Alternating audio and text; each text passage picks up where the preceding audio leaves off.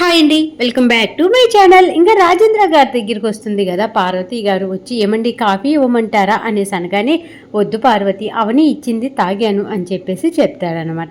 ఇంకా సరేనని పార్వతి కిచెన్లోకి వచ్చేసేపాటికి అక్కడికే ప్రణతి అలాగే రాజేంద్ర గారి అమ్మ ఇద్దరు ఉంటారు. ఉండగానే అత్తయ్య మీరు ఇక్కడేం చేస్తున్నారు అని చెప్పేసి పార్వతి వాళ్ళ అత్తయ్య గారిని అడుగుతూ ఉంటే, అవని ఒక్కటి ఇన్ని పనులు ఎలా చేస్తుంది కాబట్టి అవనికి కొంచెం హెల్ప్ చేద్దామని నేను ఇక్కడికి వచ్చాను అని చెప్పేసి రాజేంద్ర గారి అమ్మ పార్వతి గారి అత్తగారు జవాబు చెప్తారనమాట పార్వతి గారికి.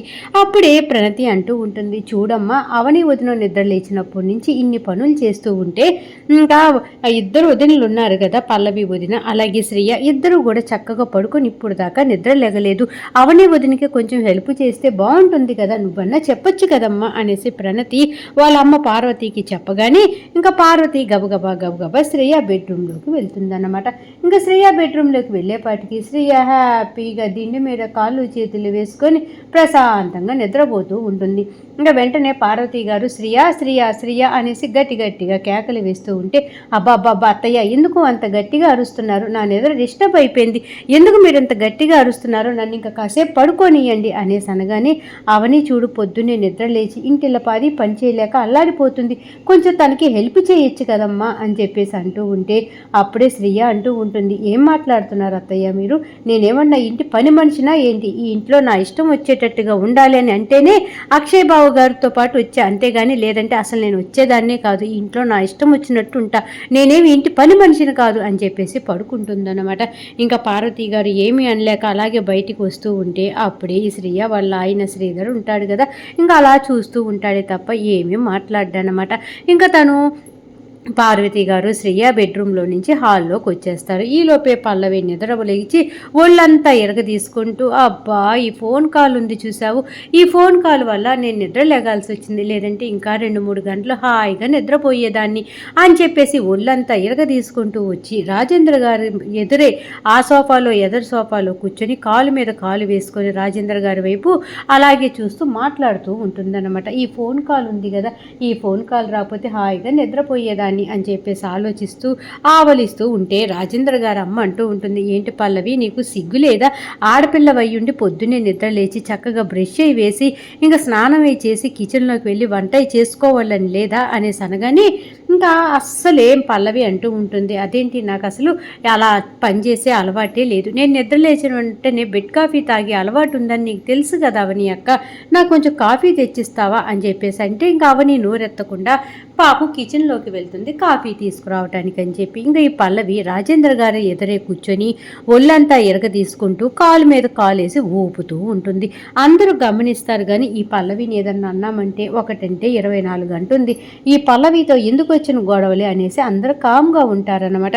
అప్పుడే కమలు బయటికి ఎక్కడికో వెళ్ళి లోపలికి వస్తూ వాళ్ళ ఆవిడ పల్లవిని చూసి, ఏసై నీకేమన్నా సిగ్గుందా, మా నాన్నగారి ముందే కాలు మీద కాలు వేసుకొని అలా ఊపుతూ ఉంటావా, అసలు నీకు మర్యాదగా లేదు, అసలు నిన్ను చూస్తుంటేనే నాకు ఒళ్ళు మండిపోతూ ఉంది, పైగా నీకు కాఫీ కావాలా అని చెప్పేసి ఇంకా కమలు పల్లవి మీద గై అని లెగుస్తూ ఉంటాడనమాట. అప్పుడే వాళ్ళ అమ్మని చూసి, అమ్మ దీనికి భయం చెప్పాలని నీకు తెలియదా అనగానే, ఏం చేయమంటావురా, దాన్ని ఒక మాట అన్నామంటే 10 చేస్తుంది, కాబట్టి ఇలా ఎందుకు అని సర్దుకుపోతున్నాం తప్పదు మరి అని పార్వతి కమలకి జవాబు చెప్తూ ఉంటుందన్నమాట.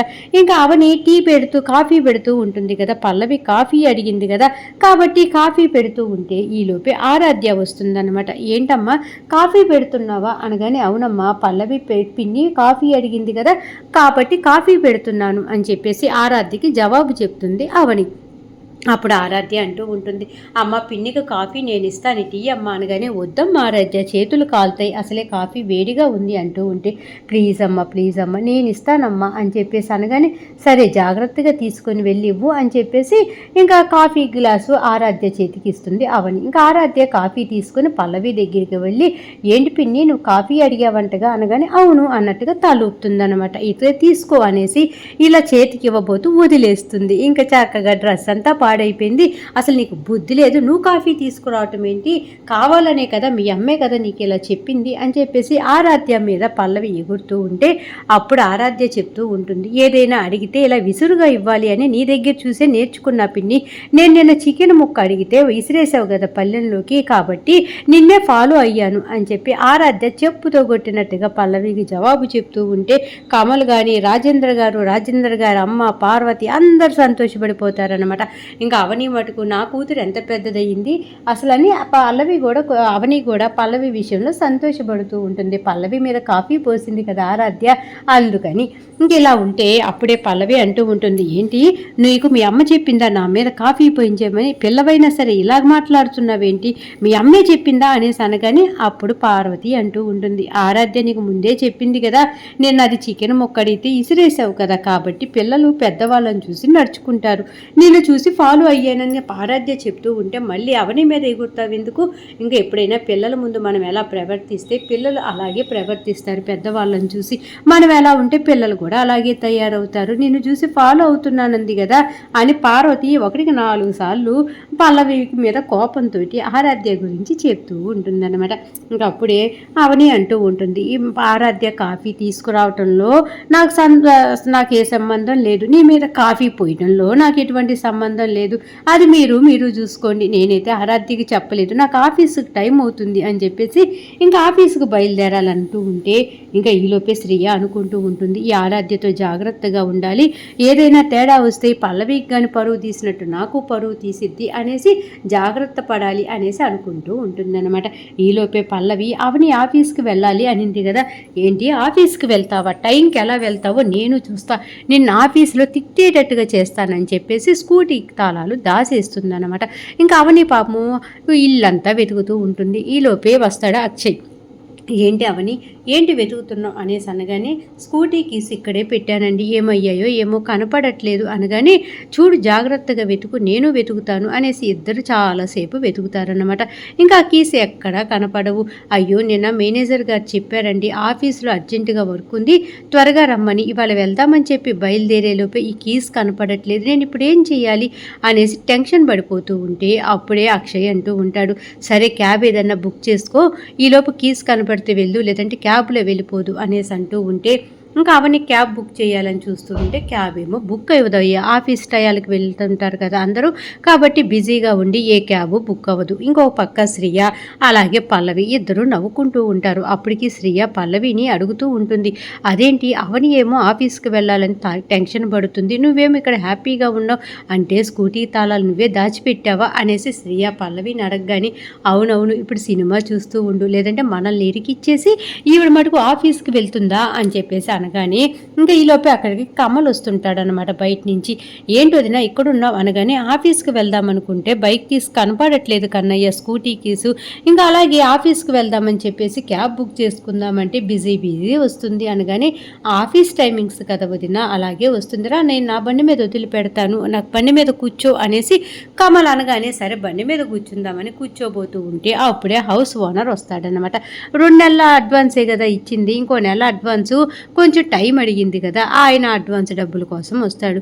ఏంటండి ఇప్పుడు వచ్చారు మీరు అనేసి హౌస్ ఓనర్ని అవని అడగగాని, అదేంటమ్మా 1 నెల అడ్వాన్స్ ఇస్తాను, 2 రోజులు ఆగి రమ్మన్నావు కదా అందుకే వచ్చాను, డబ్బులు ఇస్తే నేను వెళ్ళిపోతాను అనేసి హౌస్ ఓనర్ అంటూ ఉంటే ఇప్పుడు నా దగ్గర లేవు సార్, నాకు 4 రోజులు టైం ఇవ్వండి, మీ డబ్బులు మీకు ఇస్తాను అనగానే మీరు హౌస్కి అడ్వాన్సే కట్టలేకపోతున్నారు, ప్రతి నెల రెంట్ ఇస్తారు అంటేనే నాకు నమ్మకం కలగట్లేదు, వేరే ఇల్లు చూసుకోండి అమ్మా, మీరు రెంట్ ఇచ్చేటట్టు లేరు కానీ రెంట్ ఇస్తామని చెప్పేసి చాలామంది తిరిగినా మీకే ఇచ్చాను చూడు, నా బుద్ధి తక్కువ, మీకు ఇవ్వకుండా వాళ్ళకి ఇచ్చిన టైం టు టైం నాకు అద్దె వచ్చేది, రెంటు వచ్చేది, అడ్వాన్సు వచ్చేది, అనవసరంగా మీకు ఇచ్చాను అని చెప్పేసి గొనుగుతూ ఉంటాడు. ఇంకా అవని ఆ మాటలన్నీ పడలేక తన చేతుకున్నటువంటి ఉంగరాన్ని, ఇదిగోండి సార్ 4 రోజులు మాకు టైం ఇవ్వండి, 4 రోజుల్లో నేను కానీ డబ్బులు ఇవ్వకపోతే ఈ ఉంగరం ఉంచేసుకోండి, అప్పుడు దాకా కూడా మీకు గ్యారంటీ కోసం ఈ ఉంగరం మీ దగ్గర పెడుతున్నాను అని చెప్పేసి ఉంగరము తీసి ఇంటి ఓనర్కి ఇవ్వబోతూ ఉంటే అప్పుడే హౌస్ ఓనర్ అంటూ ఉంటాడు, చెప్తాడనమాట. నేనేమన్నా వడ్డీలకి తిప్పుకునేవాడిని, నేను రోజువారికి వడ్డీలకి తిప్పుకునేవాడిని కాదమ్మా. నేను రెంట్ కోసం వచ్చా. నాకు ఆపకుండా రెంటు అడ్వాన్స్ 2 ఇచ్చేస్తే నా దారిన నేను వెళ్ళిపోతా. మీ గోల్డ్ వాటన్నిటితో నాకేం పని అనేసి హౌస్ ఓనర్ చెప్తూ ఉంటే పల్లవి శ్రేయ ఇద్దరు నవ్వుకుంటూ ఉంటారనమాట. ఇంకా హౌస్ ఓనర్ సరే 4 రోజుల్లో నాకు డబ్బులు తెచ్చియ్యండి అమ్మా, లేదంటే ఇల్లు ఖాళీ చేయాల్సి ఉంటుంది అనేసి హౌస్ ఓనర్ చెప్పి వెళ్ళిపోతాడు. పాపం అవని, అక్షయ్ ఇంకా కమల్ ముగ్గురు బాధపడుతూ ఉంటే అప్పుడే అక్కడికి పల్లవి శ్రేయ ఇద్దరు వస్తారనమాట. అవని అక్క, నీ వల్ల మా పరువు అంతా పోతుంది. అప్పులో లేలా ఇంటి ముందుకు వచ్చి అడుగుతుంటే మాకు సిగ్గేస్తుంది అనేసి శ్రేయ బిల్డప్ ఇస్తూ ఉంటుంది. అప్పుడే కమల్ అంటూ ఉంటాడు, అవును వదిన ఒక్కటే ఎందుకు కట్టాలి రెంటు, మనందరం ఉంటున్నాం కదా, అప్పుడు మనందరం కట్టాలి కదా, మీరు కూడా కట్టండి అనేసి అంటూ ఉంటే శ్రేయ అంటూ ఉంటుంది, అంటే మమ్మల్ని కూడా ఆఫీస్కి వెళ్ళి డబ్బులు సంపాదించమంటున్నావా, మాకు ఆఫీసులకు వెళ్ళి వేరే వాళ్ళ కింద పని చేయాల్సినంత అవసరం మాకు లేదు అనేసి శ్రేయ అంటూ ఉంటే, అలాంటప్పుడు ఈ ఇంటి రెంట్ మొత్తం కూడా మా వదినే కట్టాల్సిన అవసరం లేదు. ఏం మా వదిన కష్టపడట్లేదా, మా వదిన పని చేయట్లేదా, ఇంటి బాధ్యత తీసుకోలేదా అనేసి అనగానే అప్పుడు పల్లవి అంటూ ఉంటుంది, ఎవరి కోసం, ఇల్లంతా అమ్మేసింది కదా వేరే వాళ్ళకి, కాబట్టి బాధ్యత అంతా తందే. అసలు ఆ ఇల్లు కానీ పోకపోతే మనందరం ఆ ఇంట్లో హాయిగా ఉండేవాళ్ళం. ఈ అవని వల్లే కదా మనం ఇంట్లో ఉండాల్సి వస్తుంది, ఇన్ని కష్టాలు పడాల్సి వస్తుంది అనేసి పల్లవి శ్రేయ అంటూ ఉంటే అప్పుడే అక్షయ్ అంటూ ఉంటాడు, జరిగిపోయిన దాని గురించి దేనికి, అవని తెలుసో తెలియకో తప్పు జరిగింది, అందుకే కదా అవని బాధ్యత తీసుకొని ఇదంతా చేస్తుంది, కాబట్టి కామ్గా ఉండండి అనేసి, అవని నువ్వు ఆఫీస్కి వెళ్ళు లేట్ అవుతుందన్నావుగా అనగానే ఇంకా కమల్ బండి ఎక్కిచ్చేసుకొని అలుద్దీన్ ఆఫీస్ దగ్గరికి తీసుకొని వెళ్తూ ఉంటాడనమాట. ఇంకెక్కడ ఇలా జరుగుతూ ఉంటుంది. ఆఫీస్ పని అయిపోయినమ్మటే కమలు అలాగే వచ్చేసేపాటికి అవని ఒక లాయర్ దగ్గర కలుస్తారు. సార్, నేను 50 లక్షలకి మా ఇల్లు తాకట్టు పెట్టాను, కానీ అతనికి నేను అమ్మేసినట్టుగా వేరే కాగితాల మీద నా సైను దొంగతనంగా పెట్టినట్టున్నారు. ఆ సైన్ అయితే నేను పెట్టలేదు సార్, అదేదో ఫోర్జరీ సైన్లు పెట్టేసి ఇంక ఇల్లంతా తనకు అమ్మేసినట్టుగా చూపిస్తున్నాడు సార్ అనేసి అనగానే, అమ్మ అలాగా సంతకాలు పెట్టి మోసం చేసే వాళ్ళకి కఠినమైన శిక్ష ఉంటుంది, మీరు కేసు ఫైల్ చేయండి, మిగతాదంతా నేను చూసుకుంటాను అనేసి లాయర్ గారు మాట్లాడుతూ ఉంటే అప్పుడే అక్కడికి శ్రీధర్ వస్తాడు. వచ్చి ఏంటి వదినా మీరు ఇక్కడికి వచ్చారేంటి అనగానే ఇంకా కమల్ జరిగిందంతా చెప్తాడనమాట. ఇలా కేసు పెట్టబోతున్నాము అనేసి ఇంకా వెంటనే శ్రీధర్ కోపం వచ్చి, ఏంటి మన పరువు కోర్టుకు కూడా ఈడుస్తారా, ఇల్లు పోయి ఎలాగో రోడ్డు పాలెక్కాము, అయినా సైన్ చేసేటప్పుడు మనం ఒకసారి చూసి చెయ్యాలి వదినా, ఎలా పడితే అలా సైన్ చేయకూడదు కదా, సైను పెట్టడం నీ తప్పు, నువ్వు చేసిన తప్పు ఇప్పుడు కోర్టుకి ఎక్కటము, ఇంట్లో వాళ్ళందరూ పరువు తీయటము అవసరమా, ఒకసారి మా నాన్న హాస్పిటల్ పాలయ్యాడు, ఇప్పుడు ఈ కేసులు కోర్టులు అంటే ఇంక మా నాన్న బతకడు అని చెప్పేసి గట్టిగా అరుస్తూ ఉంటే ఈరోజు ఎపిసోడ్ ఈ విధంగా జరిగిందన్నమాట. మొత్తానికి శ్రీధరు కమల్ని అలాగే అవనీని కూడా తిడుతూ ఉంటాడనమాట. అవని వదిన ఎక్కడికంటే అక్కడికి అగేసుకుంటూ వస్తాడు కమల్ గాడు ఒకడు అని చెప్పేసి శ్రీధర్ తిట్టుకుంటూ ఉంటే ఇంకా కమల్కి శ్రీధర్కి మధ్య మాట పెరుగుతూ ఉంటే ఈరోజు సీరియల్ అయిపోయిందన్నమాట. రేపటి ఎపిసోడ్లో మళ్ళీ కలుద్దాం.